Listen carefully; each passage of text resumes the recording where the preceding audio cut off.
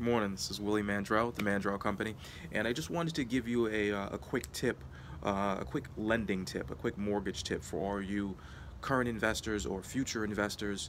Um, if you are buying in the New England area, we have property values that are relatively high compared to some other places in the country. With high property values come high down payments. So the tip I wanted to give you is, how to maneuver multiple properties, how to acquire multiple properties with a smaller down payment. And I'll give you a perfect example. Most people, when they are thinking about purchasing a home, they go and they buy their primary residence first. They go and buy the home that they want to live in, they want to raise their kids in, which makes a lot of sense. Then they decide, you know what, I have to start thinking about my future. I want to start investing in real estate and investing something for my retirement. And then they talk to their mortgage broker or their local lender about lending, and they find out they need a 20 to 25% down payment to go buy an investment property. Which is common. That's what most people, it's the path that most people take.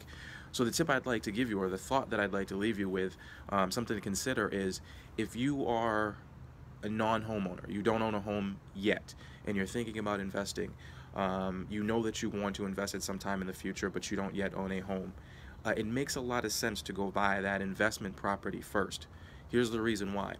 Banks, many will probably not tell you this, but they look at a single family, white picket fence, dog in the backyard, kids going to school in the neighborhood as the perfect or the ideal um, living situation.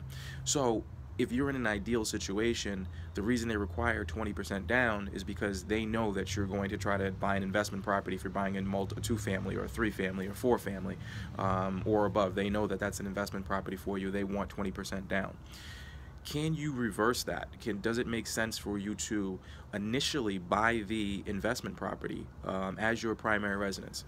Buying a triple decker or buying a duplex as your primary residence, getting in with an owner-occupied loan that's a low down payment, a 3% mass housing, a 3.5% FHA, a 5% conventional mortgage, getting in, owner-occupying that, and then staying there and occupying that building for a time, occupying that property for a time, and then with the intention of someday um, retaining that property, but also moving out and now buying your primary residence, the property that you would, the white picket fence, the ideal situation in the suburbs or wherever you'd like to live.